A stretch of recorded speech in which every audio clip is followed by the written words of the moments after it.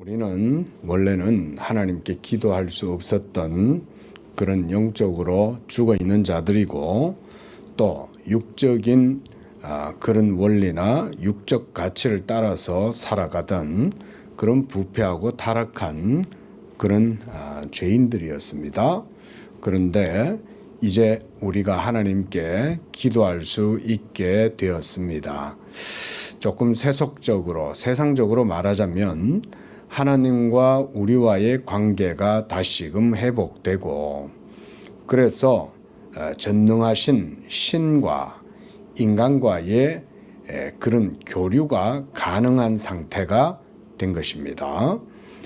우리가 예수를 믿기 전에는 하나님과 그런 신과의 연합은 생각할 수도 없는 상태였고, 하나님 앞에서 진노와 저주를 당하거나 그래서 하나님의 율법 공의로 말미암는 징계를 당하거나 이렇게 될 수밖에 없었던, 무엇보다 우리가 기도하면 죄가 하나님과 우리 사이를 가로막고 있어서 하나님이 우리의 기도를 들을 수 없었던 그런 상태가 예수 믿기 전에, 성령으로 거듭나기 전에 우리의 영적인 상태였죠. 그런데 이제 예수님을 믿고 약속의 성령과 보증을 통해서 하나님께 예수의 이름으로 구하는 것마다 이제 우리가 응답을 받을 수 있는, 한마디로 하나님과 우리 사이의 길이 틔워지고 그렇게 해서 하나님께로 나아갈 수 있고 또 하나님께 기도할 수 있게 되었다. 이런 것이 이제 예수 믿는 성도들에게 있어서 가장 그런 큰 특권이고 은혜라고 할 수 있죠. 그럼에도 불구하고 우리는 완전한 기도를 하나님께 드릴 수가 없어요. 우리가 하나님께 기도할 수 있는 자녀의 권세, 영적 특권 이런 걸 가졌다 하더라도 오늘 26절에 보면 성령도 우리의 연약함을 도우신다 그랬습니다. 이 말을 우리가 잘 이해를 해야 됩니다. 우리가 연약해서 어느 정도 하긴 하는데 거기에 부족한 부분은 성령이 채운다, 이런 의미가 아닙니다. 이거는 그래서 우리 한글 번역 성경을 그대로 여러분들이 문자적으로 이해를 하시면 안 될 때가 많아요. 여기서는 그게 아니라 이렇게 이해를 하셔야 돼요. 우리가 연약해서 하나님께 기도할 수 없는 것을 성령이 기도할 수 있도록 도우신다, 이런 의미가 되겠습니다. 그러니까 여러분들은 육신에 매여서 죄에 짓눌려서 기도할 수 없을 때 성령이 기도하게끔 해주시는 거예요. 나는 노력하는데 내 노력에서 40%가 모자라니까 성령님이 40%를 보충해 주신다, 이런 의미가 아니에요. 원래는 성령님이 우리 안에서 역사하셔서 처음부터 끝까지 우리가 연약한 상태 가운데에서도 하나님의 그런 징계라든가 진노라든가 이런 걸 당치 아니하고 도리어 하나님의 긍휼과 자비를 덧입고 하나님께 기도할 수 있는 그런 복된 심령의 상태가 되도록 성령이 역사하시는 것이다. 이 말씀을 그렇게 이해를 해야 됩니다. 그래서 그 다음에 보면 우리는 마땅히 기도할 바를 알지 못하나 그랬어요. 기도할 바를 알지 못하는 건 우리가 그만큼 죄의 중압감에 사로잡혀 있다는 뜻입니다. 우리는 영적인 것이 뭔지도 잘 모르죠. 우리가 늘 강조하는 것 가운데 하나가 그거잖아요. 영적인 게 뭐냐, 스피리추얼한 게 뭡니까? 영적이라는 게 그게 어떤 게 영적입니까? 그러면 딴 거 없습니다. 하나님의 말씀적인 것이 영적인 거예요. 다 이렇게 이해를 하셔야 돼요. 하나님의 말씀적인 것이 성령적인 것이고, 하나님의 말씀적인 것이 삼위일체적인 것이고, 하나님의 말씀적인 것이 그게 경건이고 영적인 거예요. 그런 게. 그런데 우리는 영적인 것을 잘 몰라요. 육적인 것에는 쉽게 눈이 뜨이고, 육적인 것은 쉽게 알아보고, 육적인 것은 쉽게 매혹되고 걸러 이끌리지만 영적인 것에는 무감각하고 영적인 것에는 나약하고 영적인 것에선 나태하고 그래서 영적인 것에는 굉장히 둔감하고 비둔해요. 그렇기 때문에 성령이 하나님 아버지의 크신 긍휼과 자비로 우리 속에서 역사하시는 거예요. 그래서 우리가 마땅히 기도할 바를 알지 못하는 그런 상태이지만 성령이 우리 안에서 여기서 말할 수 없는 탄식이다 그랬을 때도 이것도 저는 수사적인 표현이라고 봐요. 우리가 하나님 앞에 기도하지를 못하잖아요. 그러니까 여기서는 성령이 우리의 연약함을 뚫고 들어가서 그 어두움과 연약함을 깨트리고 그래서 말할 수 없는 탄식할 수밖에 없는 허탄한 그런 상태에 있는 우리를 비집고 들어오셔가지고 그 속에서 생명의 능력과 빛을 발휘하시고 경건의 능력을 일으키신다. 이 본문을 그렇게 봐야 됩니다. 칼빈도 그런 식으로 이 본문을 이해하고 설명을 합니다. 그래서 우리를 위하여 친히 간구하신다. 자, 누가 기도해요? 우리 안에서 성령이 하나님 아버지께 간구하시는 거예요. 우리는 하나님께 기도한다고 해봤던 하나님 먹을 거 주세요. 입을 거 주세요. 이런 거나 기도하지. 영적이고 하나님 나라와 의에 대한 것들을 구하는 기도를 과연 100명 중에 1000명 중에 몇 명이나 하나님 나라에 대해서 기도를 할까요? 그러니까 하나님이 자기의 이름을 위해서 친히 성령으로 우리 안에서 택한 백성들 안에서 하나님 자신의 영광을 위하여 간구하시되 말할 수 없는 탄식으로 하신다는 거예요. 말할 수 없다는 말은 이건 우리 상태를 얘기하죠. 우리가 말할 수 없이 비참하고 육적인 그 중압감에 죄의 중압감에 사로잡혀 있는 그래서 성령이 기적적으로 능력으로 하나님의 능력으로 역사하시지 않는 다음에는 우리가 기도하기가 어려운 그런 상태다 이거죠. 그래서 성령이 우리의 정말 그 딱딱한 그런 마음 상태 속에 비집고 들어오셔가지고 그걸 깨트리고 그 속에 생명의 능력으로 역사하셔서 우리를 위하여 친히 간구하신다 그러시는 거예요. 그래서 27절도 보면 마음을 살피시는 이가 그랬죠. 우리의 마음을 살피면 우리 속에 의가 있겠습니까? 우리의 마음을 살피면 우리 속에 뭔가 하나님께서 우리 마음 그 자체로부터 얻으실 만한 것이 있겠어요?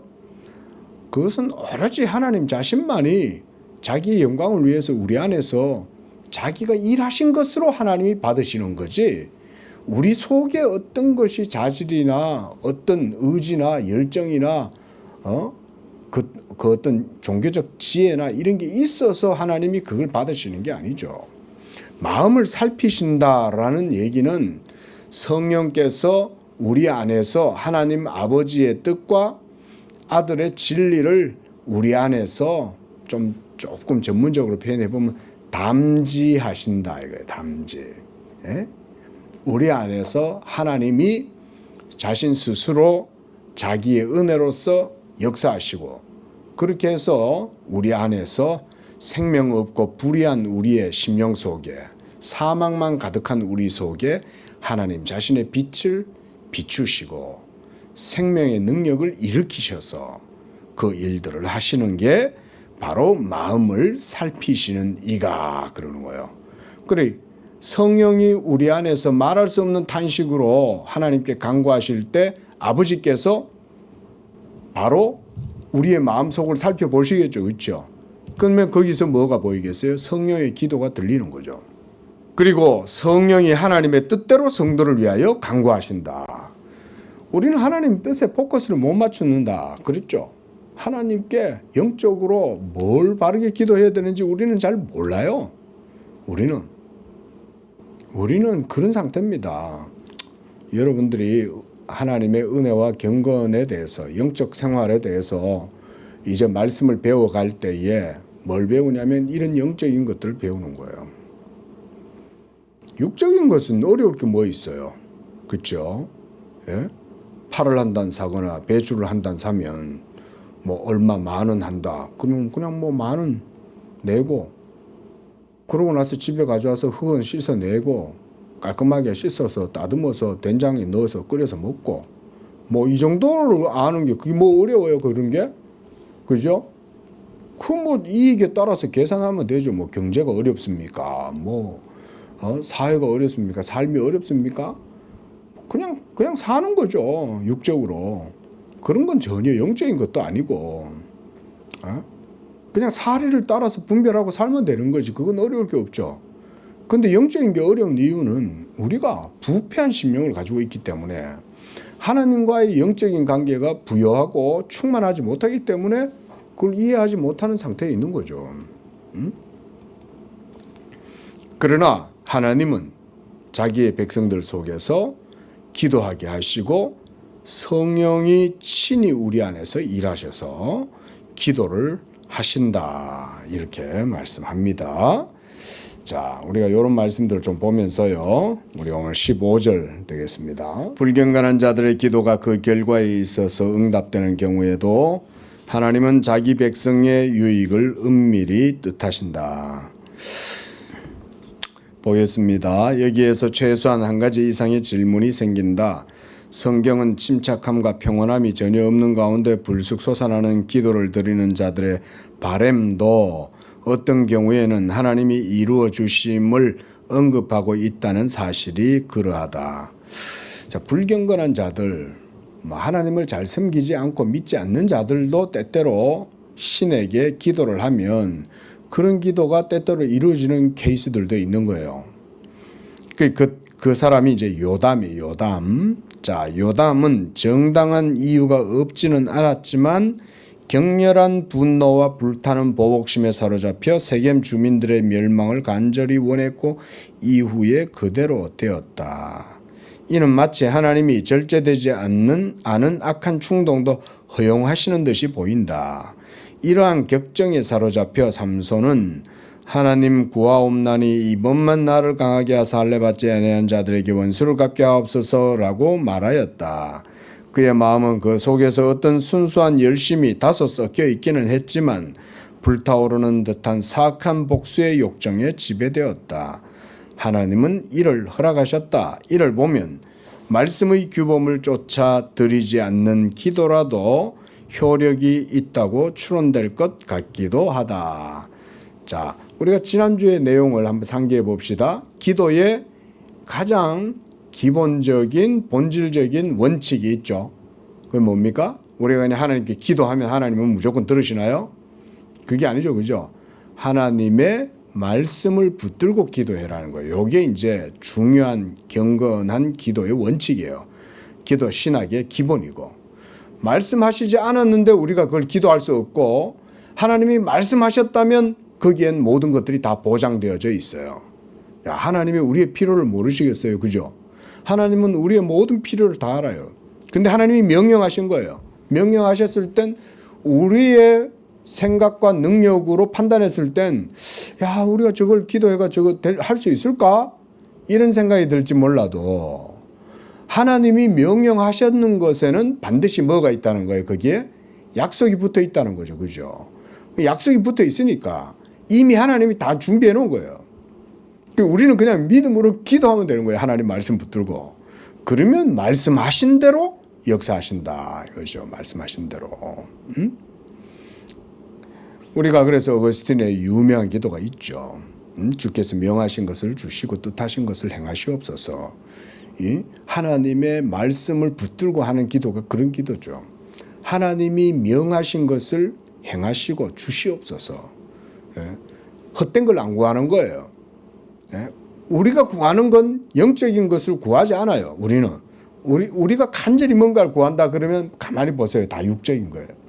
전부 다 먹고 사는 문제, 내 성공 문제, 내 영광 문제, 내 운신의 문제, 내 자식의 문제, 뭐 전부 다 혈과 육에 속한 것들만 하나님께 기도하고 있지. 예? 그런데 영적인 사람은 그렇지 않죠. 자, 그래서 이런 헛된 기도들도 때때로 하나님이 그 기도도 그런 기도도 들어주실 때가 있다. 이런 건 참고적으로 기억을 해놓으시는 게 좋아요. 하지만 그게 헛된 기도인 한에서 하나님이 들어주신다면 거기엔 또한 다른 이유가 있겠죠. 그렇죠? 이런 걸 갈비는 여기서 섭리라고 이렇게 풀어나가요. 그러니까 이런 거예요. 하나님의 자녀가 있고 여기 불신자가 있어요. 근데 불신자가 하나님께 기도해요. 평소에는 교회도 안 다니고 하나님의 이름도 안 부르고 예배도 안 드리던 사람인데 어느 날 갑자기 예수시여 이러면서 이 사람이 기도를 해. 근데 어떤 기도를 했는데 그 기도가 응답이 됐어요. 그럼 이런 경우 하나님이 무차별적으로 모든 사람들이 하는 기도를 충동적으로 하는 기도조차도 들으신다. 그런 의미가 아니에요.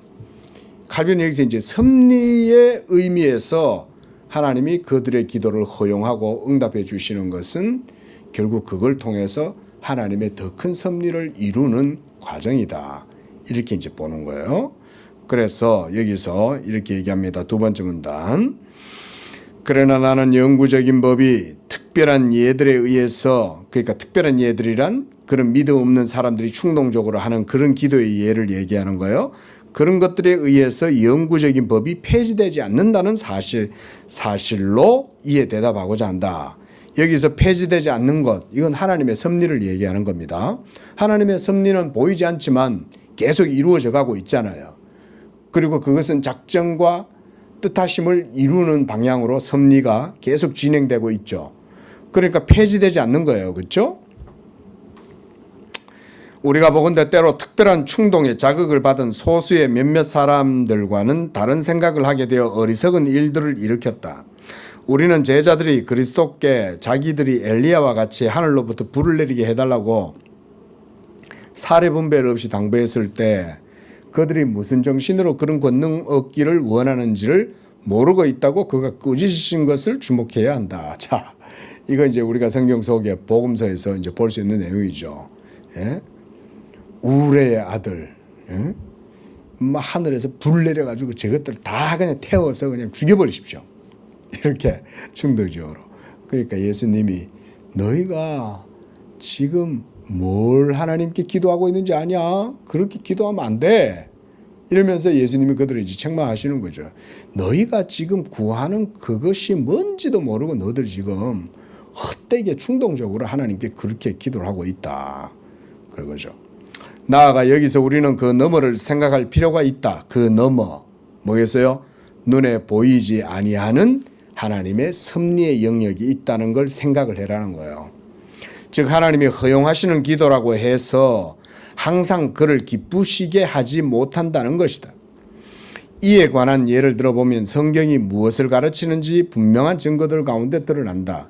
그는 비참한 자들을 도우시고 부당하게 고난당하고 자기의 도움을 간청하는 자들의 신음을 들으신다. 그는 가난한 자들이 자기를 향해 일어나 불평을 늘어놓을 때에도 비록 그들에게 어떤 작은 공로 하나도 없다고 할지라도 그들을 괴롭히는 자들을 심판을 내리신다. 심지어 괜한 억압을 받고 있는 자들이 불확실한 신령을 찾으며 기도를 한답시고 허공을 향해 중얼거릴 때에도, 자, 이건 이방인들이 정한수 따다도 놓고 백일 기도하는 거 그런 얘기죠. 지금 이거 선왕당에 갖다 놓고 그쵸? 돼지머리 갖다 놓고 막 그거 다 절하고 빌고 이러는 거죠 이게. 자, 그렇다 할지라도 하나님은 불경건한 자들이 가진 잔인함, 강도, 폭력, 유욕 그리고 다른 불경건한 범죄들을 벌하시고 그들의 무모함과 격분을 잠잠하게 하시고 그들의 독재적인 권능을 전복시킴으로써 자기가 그렇게라도 자기를 찾는 자들에게 도와주고 계심을 입증하신다. 이런 건 이제 섭리의 차원이죠. 보이지 아니하지만 불신자들이 헛되게 기도할지라도 하나님은 그 모든 것들 뒤에서도 역사하신다. 제가 이걸 읽는데 그 생각이 났습니다. 일본이 히로시마와 나가사키의 원자폭탄이 2대를 맞잖아요. 저는 어려서 그 생각을 해봤어요. 참 우리가 일본에게 참 그런 일본을 그래서 숙적이라고 그러잖아요. 숙적. 지금도 일본 그러면 우리는 적이죠. 사실은 북한도 우리가 주적이다 이렇게 얘기하지만 사실은 또 일본도 참 어떻게 보면 원수의 관계였죠. 우리가 지금도 우리나라를 향해 가지고 독도가 자기들 땅이다 그러고 우리나라를 아주 무시하는 거 아닙니까? 우리나라 국권을 함부로. 근데 그 일본이 우리나라에 강제로 와서 왕비를 시해하고 이거는 완전 국모를 시해한 거는 이건 어마어마한 거잖아요. 사실은 우리나라가 지금이라도 침략을 해가지고 일본을 무너뜨린다. 만약에 그렇다고 해도 뭐라 그럴 수 없는 일이죠. 엄청난 잘못을 저지른 거죠. 그뿐 아니라 우리나라의 모든 물자들을 수탈해갈 뿐만 아니라 우리나라 백성들을 어마어마하게 박해했잖아요. 그렇죠? 그들에게 죽임을 당한 사람들, 억울하게 죽은 사람들, 피를 흘린 사람들이 얼마나 많아요. 그러니까 우리나라 독립투사들 항일 운동했던 분들이 저 일본을 하나님이 심판하실 거다 막 이런 얘기들도 많이 했거든요. 근데 실제로 그렇게 됐잖아요. 빼앗긴 들에도 보면 오는가. 예? 얼마나 우리가 이 나라의 국권 회복을 위해 가지고 참 하나님께 기도했습니까, 그렇죠? 그들 중에 유관순처럼 교회를 다니고 예수를 믿은 사람들도 있겠지만 또 안 믿은 사람들도 있거든요. 그러나 이 나라에 당한 모든 고통을 하나님께서 원자폭탄 2방으로 그냥 한꺼번에 그냥 쫙 어떻게 보면 해결해 주신 거 아니에요? 그죠? 그 원자폭탄으로 죽은 사람들 얼마나 많겠어요. 물론 그들의 욕심에 의해서 결국 자기들이 화를 자초한 거긴 하지만 그거조차도 하나님이 그렇게 징계하시는 거죠. 그리고 그 바람에 한국이 우리가 대한민국이 이제 다시금 천황의 항복에 의해서 모든 대동아 전쟁이 딱 태평양 전쟁이 멈추고 종식되고 우리가 그때 해방이 된 거 아닙니까? 그런 것도 하나님의 섭리인 거죠. 그냥 안 해주시죠. 하나님은 그냥 일본을 어마어마하게 많은 사람이 원자폭탄에 의해서 죽임을 당했잖아요. 자, 그런 예가 하면 생각이 났습니다. 자, 하나님은 반드시 공의로 심판을 하세요. 그걸 꼭 기억하셔야 돼요. 자, 그리고 믿음으로 드려 하늘에 이르는 기도가 아니라도 아무 효과가 없는 것이 아님을 분명히 가르쳐주는 한 시편이 있다. 여기에서는 신자들과 다를 바 없이 불신자도 급박한 상황에서 자연적인 감정을 쫓아 기도할 때 응답을 받아 용서를 베푸시는 하나님의 은혜를 받게 된다고 전하고 있다. 이러한 하나님의 자상하심이 그를 기쁘시게 하는 무엇이 그들에게 있다는 것을 입증하는가? 그것이 아니다. 그렇지 않다. 하나님이 불신자들의 기도를 거부하지 않고 그들의 소원을 들으시는 것은 그때마다 자기의 자비를 더 크게 드러내시거나 예시하시기 위함일 뿐 아니라 그를 참되게 예배하는 경건한 하나님의 사람들이 세상에 속한 자들의 울부짖음조차도 때로는 유익이 없지 않음을 보고 자극을 받아 더 많이 하나님께 기도하게 하려고 그렇게 하시는 거다. 이렇다고 해서 신자들이 하나님이 부과하신 법을 피해 멀어지거나 불신자들이 마치 큰 이문이라도 남긴 듯이 시기할 이유는 전혀 없다. 이러한 방식으로 하나님은 아방의 거짓 회개도 마음을 굽히셔서 받아주셨다. 자, 아방이 하나님께 기도해도 하나님이 그 기도를 들어주시는 거죠. 자, 아합이 얼마나 악합니까? 자, 이에 대해서 위에서 말한 바 있었다. 이럴진대 하나님은 자기의 택함받은 백성이 참된 회심 가운데 자기에게 나오면 자기의 마음을 누그러뜨리고 그들이 바라는 것들을 얼마나 수월하게 얻게 하시겠는가. 아방의 경고는 이런 교훈을 주기 위한 한 예로 제시한 것이다. 그러므로 시편 106편에서 하나님은 유대인들이 자기가 그들의 소원을 자상하게 들어주심을 잘 알면서도 곧바로 그들의 천성에 완고함으로 되돌아간 것을 책망하신다. 이는 사사기의 역사를 통하여서도 분명히 드러난다. 이스라엘 사람들은 울부짖을 때마다 비록 그 눈물이 거짓이라 해도 적들의 손에서 구출되었다. 하나님은 자기의 해를 선인과 악인에게 모두 똑같이 비추듯 합당한 이유가 있는 자들과 환난을 면할 도움을 베풀 가치가 있는 자들이 눈물을 흘리는 것을 멸시하지 아니하신다. 그러나 자기의 선하심을 멸시하는 자들에게 양식을 주시는 것과 다름없는 이 정도의 구원을 베푸실 만큼만 그들에게 귀를 기울이신다. 이런 게 다 지금 섭리입니다. 섭리. 자, 지금 이제 섭리의 방식이 이런 기도를 통해서 이런 식의 어느 정도 믿지 않는 자들, 완악한 자들, 범죄한 자들에게도 하나님은 기도를 통해서 자기의 선하심을 이루어 가신다 이거예요. 근데 그게 무조건 축복이라고 볼 수는 없다는 거죠. 그게 악인이 기도했는데도 응답이 돼요. 그러면 그거를 하나님이 그들을 축복하시기 때문에 그랬느냐? 그런 것만은 아닌 거죠. 아브라함과 사무엘의 경우에 더욱 어려운 질문이 제기되는 듯하다. 한 사람은 하나님의 말씀을 통해 어떤 교훈도 받지 않았음에도 불구하고 소돔 백성을 위해 기도하였고, 다른 사람은 심지어 금지가 있었음에도 불구하고 그것을 거스르고 사울을 위하여 기도했다. 같은 논법으로 예레미야도 예루살렘 성의 멸망을 돌이키기 위한 기도를 하였다. 비록 그들의 기도가 거절되기는 했지만 그들이 믿음을 가지고 있지 않았다고 판단하기는 어려워 보인다. 자, 아브라함 믿음의 사람이죠. 사무엘 믿음의 사람이죠. 그런데 그들도 때때로 이렇게 기도했다는 거죠. 그러나 이를 다음과 같이 풀어본다면 절제 없는 독자들은 만족스러울 것이다. 즉 비록 그들의 입장은 그 자체로는 외견상 헛돼 보일지라도 가치가 없는 자들에게도 자비를 베풀라고 명령하시는 하나님의 일반적인 원리, 여기에 있어서는 그들에게 믿음이 완전히 결여되었다고 볼 수 없다. 뭐 어느 정도의 믿음이라는 건 있는 거죠. 그래 따지면 어거스틴이죠. 어딘가에서 다음과 같은 사려 깊은 말을 한다. 성도들은 하나님께 그의 작정과 어긋나는 것을 간구할 때 어떻게 믿음으로 기도하는가? 그들은 그의 뜻에 따라 기도한다. 그것은 감추어진 불변하는 뜻이 아니라 그가 그들 속에 영감을 불어넣으시는 뜻이다. 그렇게 하여 그는 그들에게 각자 다른 방식으로 사려 깊게 분별하셔서 응답하신다.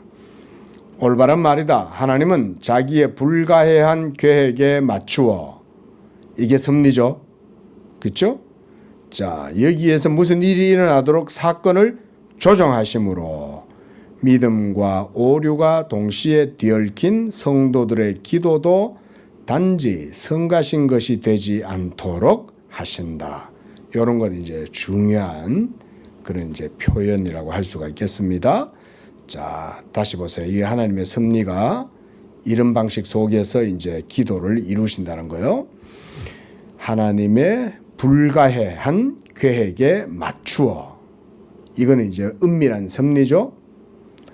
그래서 무슨 일이 일어나도록 사건을 조정하시죠. 이게 조정하시는 게 섭리인 거죠. 믿음과 오류가 뒤얽혀 있는 상태의 기도도 성가신 것이 되지 않도록 하시면서 하신다. 그러나 성도들은 이를 변명거리로 삼을 수 있으나 본을 삼을 정도로 가치 있게 여겨서는 안 된다. 뭔 말입니까? 기도하되 제대로 기도해라는 거죠. 그런데 대충 어정쩡하게 믿음과 또 의심과 불신앙, 오류가 뒤섞여 가지고 기도를 해도 하나님이 들으신다. 그런 거를 기도의 모범으로 삼아서는 안 되죠. 그죠? 우리가 하나님께 기도를 할 때는 한마디로 정말 FM대로 성경적으로 기도하는 그런 기도여야 되죠. 그러나 우리가 100% 완벽하게 성경적이고 정석대로 기도를 못해도 우리의 연약함이 그 속에 뒤섞이고 오류가 뒤섞여 있어도 때로는 하나님이 그런 기도도 들어주시는 거죠. 자, 그런 얘기를 하고 있습니다. 자, 이런 점에 있어서 위의 예들은 도가 지나쳤다. 나는 이를 부인하지 않는다. 그러므로 확실한 약속이 주어져 있지 않은 경우에 우리가 하나님께 요청할 때에는 조건이 붙어야 한다. 다윗의 말씀은 이를 적절하게 드러낸다. 깨소서 주께서 심판을 명령하셨나이다. 여기서 다윗은 자기가 특별한 말씀으로 교훈을 받았으므로 현세적인 은총을 강구하게 되었음을 우리에게 일깨운다. 자, 여기서도 다윗의 기도도 그러니까 칼빈도 여기서 이렇게 얘기하죠. 확실한 약속이 주어져 있지 않은 경우에라도, 그렇죠? 그런 경우에라도 우리가 참 원래 기도의 정석 FM은 딱 하나님의 약속의 말씀 붙들고 기도하는 거죠, 그죠? 그런데 그렇지 않더라도 그렇게 기도하면 하나님께서 또 일하신다는 거죠. 자, 16절입니다. 하나님의 도움이 필요로 하지 않는 완전한 기도는 없다. 여기서 다음을 주목할 필요가 있다. 나는 올바로 기도하는 법 4가지를 주장한 바 있거니와 그것들을 극단적으로 엄격하게 강요해서는 안 된다. 하나님은 강렬한 열정과 올바른 소원을 마음에 품고 완전한 믿음과 회개 가운데 드리는 기도만 거절하지 않고 받으시는 것은 아니다. 말씀드렸듯 하나님은 우리의 기도가 완전해서 받으시는 게 아니에요. 그러나 여러분 속에서 믿음을 불러일으키면 자, 모든 것은 다 믿음의 원리로 이루어집니다. 그렇죠? 우리가 믿음의 기도라고 해봅시다. 믿음의 기도예요. 근데 이 기도 속에는 믿음도 들어가 있긴 하지만 오류들도 들어가 있어요. 오류도 있고 또 연약함, 그렇죠? 연약함도 있고 또 그 속에 헛된 욕심들도 들었죠. 그렇죠? 그런 게 이제 오류라고 할 수도 있고 헛됨도 그 안에 들어 있겠죠. 이런 게. 그런데 중요한 건 이제 이 믿음의 기도인 거죠. 하나님께서 이런 기도라도 들으시는 것은 뭐냐면 믿음 속에서 하나님의 뜻을 발견하는 거죠. 하나님께서. 그래서 우리가 오늘 말할 수 없는 탄식이라고 그랬잖아요. 성령께서 여러분의 마음속에 죄로 말미암아 단단하고 강팍한 심령 속에 찾아 들어오셔가지고 하나님께 기도할 수 있는 그런 여러분 안에서 역사를 행하실 때 성령이 우리 속에 비집고 들어오시는 거죠. 들어오셔서 바로 하나님 그분 자신의 생각을 아시고 우리 안에서 강구하시는 거죠. 자, 다음 문장. 나는 기도는 경건한 사람들이 하나님과 하는 친밀한 대화임에도 불구하고 경배와 절제가 지켜져야 하며 무슨 소원이든지 마음 가는 대로 느슨하게 늘어놓아서도 하나님이 허용하시는 것 이상을 갖고자 욕심을 부려서도 안 되며 오히려 마음을 들어 올려. 여기 자, 마음을 들어 올린다. 이게 이제 믿음이에요. 믿음의 그런 작용을 일으키는 거예요. 그래서 그를 순수하고 순결하게 숭배함으로 그의 의미가 천한 것이 되지 않도록 해야 한다고 말했다. 지금까지 그 누구도 응당한 순전함을 지니고 기도를 드리지 못했다. 보통 사람들은 그렇다 치더라도 다윗조차도 자기가 한 그 많은 불평을 통하여 자기의 무절제를 드러내고 있다. 다윗이 시편에서 하나님께 여호와여 어느 때까지니까 막 이러면서 하나님 앞에 막 기도하잖아요. 그 자기의 원통함을 하나님께 막 토로하는 거죠. 다만 그 무절제는 하나님께 맞서서 자기의 뜻을 관철시키려 하거나 그의 심판에 거역하려고 한다는 점에 있지 않고 이미 연약함에 지쳐 녹초가 된 가운데 위로를 얻을 더 좋을 방도를 찾을 수가 없어서 자기의 슬픔을 그 품속에 던지려고 한다는 점이다. 그러나 하나님은 심지어 우리의 옹알이도 참으시고 우리의 무지의 은총을 베푸신다. 본의 아니게 우리에게서 무엇이 튀어나올 때에도 매번 그렇게 하신다. 이러한 너그러움이 없다면 어떤 기도의 자유도 있을 수 없음이 분명하다. 다윗은 내심 하나님의 뜻에 전적으로 복종하려고 했으며 얻으려는 열의에 못지않은 인내를 가지고 기도했음에도 불구하고 격동하는 욕망이 그 안에서 일어났다. 아니 끌어올랐다. 이는 우리가 규정한 첫 번째 법과 아주 동떨어져 있다. 자, 여러분들이 기도를 할 때 그 기도 속엔 이미 믿음의 자세도 들어가 있죠.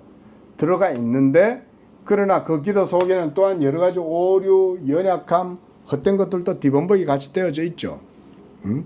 이런 것들이 뭐 이렇게 이제 다윗조차도 그랬으니까 우리가 얼마든지 이렇게 하나님께 기도할 수 있는 거죠.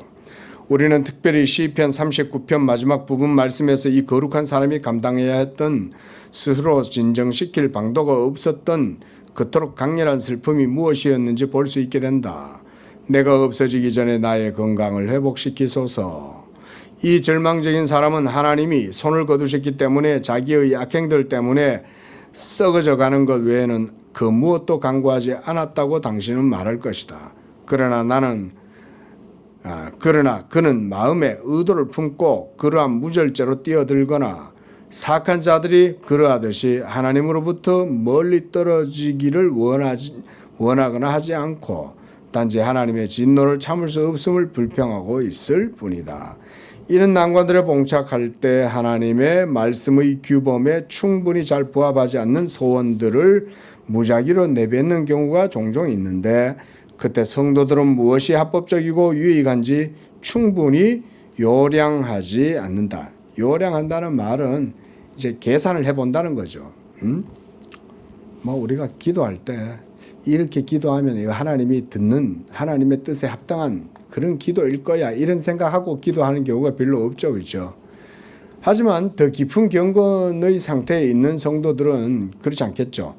기도하다가도 아유 하나님 제가 참 이런 거나 하나님께 기도하고 있습니다.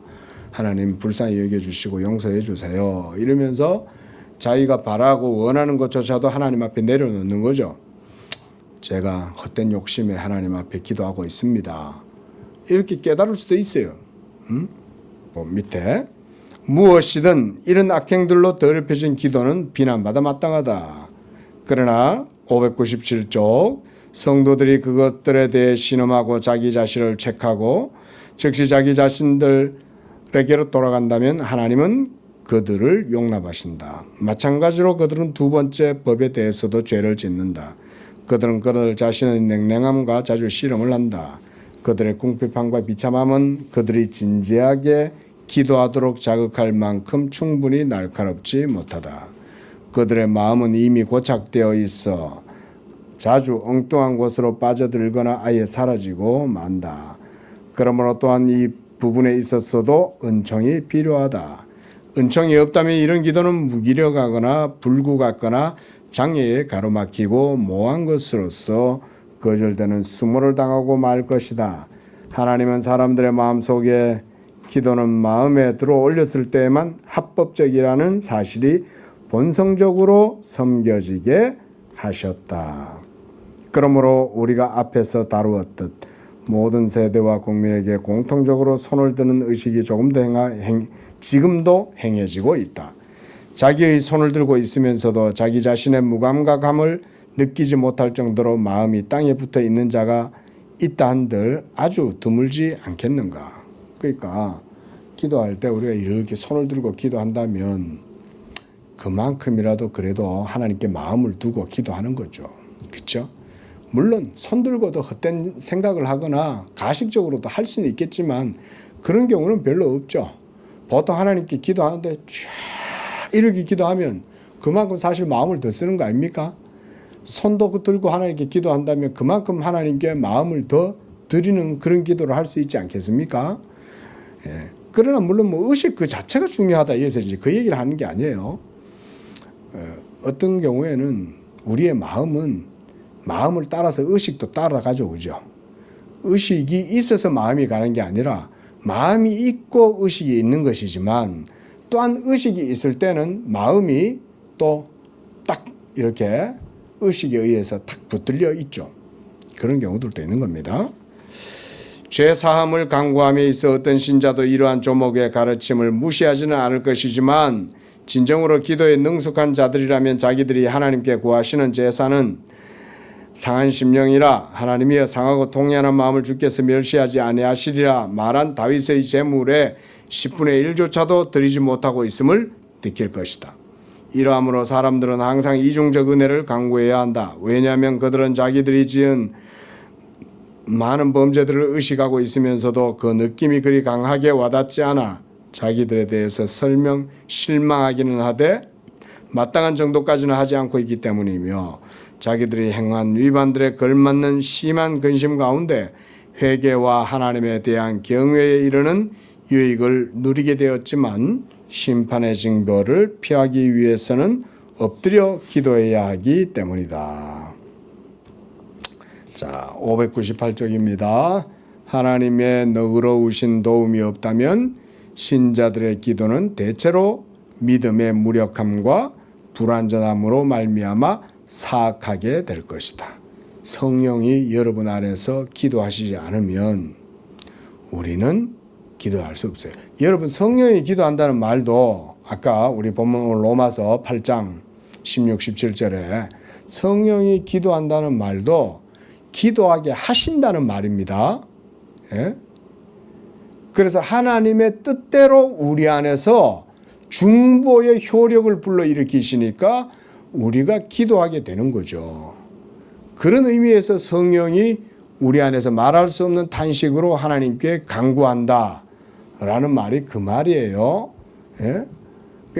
예수님, 하나님이 대신 기도한다 이런 의미가 아닙니다. 성령이 우리 안에서 우리로 하여금 역사하셔서 하나님의 뜻대로 기도하게 하신다 이런 의미로 보셔야 됩니다. 그러나 하나님은 이 결점을 용납하신다. 이는 전혀 놀라운 일이 아니다. 그는 자기 백성을 여러 본보기를 통해 자주 시험하신다. 마치 그들의 믿음을 꺼뜨리시고 려고 일부러 그렇게 하시는 듯하다. 그중 가장 어려운 시험은 이것이다. 마치 기도가 그 자체로 하나님을 괴롭히기라도 하듯이 신자들이 만군의 하나님 여호와여 주의 백성의 기도에 대하여 어느 때까지 노하시리까라고 외치지 않을 수 없을 만큼 내몰리는 경우가 그러하다. 이런 경험해 보셨어요? 기도하다가 삶을 살아가시다 보면 정말 하나님 나한테 왜 이러세요? 막 이런 기도 나올 때 있잖아요. 있죠. 제가 도대체 뭔 잘못을 했는데 나한테 어찌하여 이런 일이 일어납니까? 이렇게 하면서 하나님 앞에 막 이렇게 돌아갈 때도 있죠. 도대체 왜 나한테 이런 일이 일어났습니까? 하나님 나한테 왜 이러시는 거예요? 이러면서 막 할 때도 있잖아요, 사람들이. 예레미야가 내가 부르짖어 도움을 구하나 내 기도를 물리치시며 라고 말할 때 그의 마음이 극심하게 교란되어 어찌할 수 없는 상태에 처해 있었음이 분명하다. 하나님이 자기의 기도를 듣지 않는다라는 생각이 들 정도로 자기의 자신의 상황이 극단적이고 매우 위험에 처해 있다. 이런 상태도 있는 거죠. 이런 종류의 예들은 성경에 수많이 나타난다. 그것들을 통해 분명히 알 수 있는 바 성도들은 자기들의 믿음이 의심과 뒤섞이고 혼잡하게 되는 일이 많은 즉 믿고 소망 가운데서도 자기들의 불신을 그 무엇으로 폭로한다. 그러나 그들은 원하는 목표에 도달하지 못한 가운데서도 자기들의 악행을 바로잡고자 한층 수고를 더해야 하며 날마다 기도의 완전한 법에 가닿고자 노력을 다해야 한다. 자기들 자신의 처방에 의해서 치료를 해보고자 하다가는 오히려 새로운 병들만 더 늘어서 끝내 악행들의 심연에 빠져들고 만다는 사실을 새로 느껴야 한다. 실상 하나님이 흩뿌려진 모든 오점을 눈감아 주시지 않는다면 모든 기도가 마땅히 그의 혐오거리가 될 것이다. 그렇죠? 그러니까 기본적으로 우리가 이렇게 믿음으로 기도를 할 때는 거기에는 하나님의 은총과 자비가 있는 거예요. 벌써 성령이 우리 안에서 기도하게 하시는 것은 벌써 하나님의 자비하심이 내 속에 있는 거죠. 그의 긍휼하심이 있는 거죠. 내가 이 사안을 상기시키는 것은 신자들이 무엇이든 별탈 없이 넘어가게 하려는 것이 아니라 엄격하게 자기들 자신을 징계하고 이러한 장애를 뛰어넘도록 하려는 데 있다. 사탄은 모든 길을 막아 그들이 기도하는 것을 방해하려고 가져내를 쓴다. 그러나 그들은 이를 돌파해야 한다. 비록 모든 장애가 거쳐 순탄해진 것은 아니지만 그들의 노력은 하나님을 기쁘시게 하고 그들이 즉시 획득할 수 없는 것이라고 할지라도 그것을 얻고자 노력하고 수고를 아끼지 아니하면 그들의 소원이 하나님을 기쁘시게 한다는 확실한 감각 가운데 그리해야 한다. 자, 믿음으로 기도를 할 때 이런 헛된 연약한 것들도 하나님이 들으신다는 것을 우리가 기억을 하면 하나님께 참된 믿음으로 기도한다면 하나님은 더 얼마나 들으실까요? 그렇죠? 연약함과 오류와 헛된 것들 투성이인 기도도 하나님께서 때때로 응답하신다면 경건한 하나님의 성도들이 하나님의 약속의 말씀, 예수 그리스도의 복음의 말씀을 붙들고 기도함으로 하나님께 아랜다면 하나님은 얼마나 더 잘 들으시겠냐. 제발 믿으시기 바랍니다. 하나님은 우리 성도들의 기도를 반드시 들으시고 응답하십니다. 하나님이 자기의 이름을 걸고 하시는 거예요. 여러분의 기도 소리가 얼마나 크냐에 달려있지 않아요. 여러분들의 기도 시간이 얼마나 오래냐에 달려있지 않아요. 하나님 자신의 의로우심과 자기 자신의 이름으로, 자기 열심으로 그 일을 하시는 거예요. 꼭 기억하시고 예수 믿는 믿음으로 하나님께 기도해서 하나님이 들으시는 합당한 기도, 정말 하나님께서 기뻐하시는 그런 참된 기도를 드리는 그런 복된 성도들 되시기를 축원을 드립니다. 기도하겠습니다. 자비로우신 주 하나님 아버지, 하나님을 아버지라 부르고 그 아버지께 말씀을 붙들고 기도할 수 있는 영적인 권세와 특권을 허락해 주시니 감사합니다. 세상에 하나님을 알지 못하는 불경하는 자들, 회심하지 못한 자들도 하나님께 충동적이고 헛되게 구할지라도 하나님은 들으시지만 그러나 그것을 통해서도 하나님께서는 참된 기도의 교훈과 진리를 결코 무너뜨리지 아니하시고 자기의 택한 백성들을 통해서 반드시 하나님을 믿고 마음을 들어 올려서 기도할 때에 반드시 그 기도에 응답하시리라고 하신 말씀을 잊지 아니하고 우리가 열심을 다하고 소망을 품고 자비하신 하나님께 항상 간구하는 태도를 유지하고 그것을 통해서 믿음으로 하나님께 영광을 돌리는 그런 우리의 믿음과 기도의 삶이 되게 하여 주시옵소서. 특별히 하나님이시여 우리 모든 예수 믿는 경건한 하나님의 성도들이 기도할 때 들으시사 응답하시고 무엇보다 하나님의 나라와 의를 위하여 하나님의 영광을 위하여 모든 것이 아름답게 합력하여 선을 이루도록 역사하여 주시옵소서. 예수님의 이름으로 기도합니다.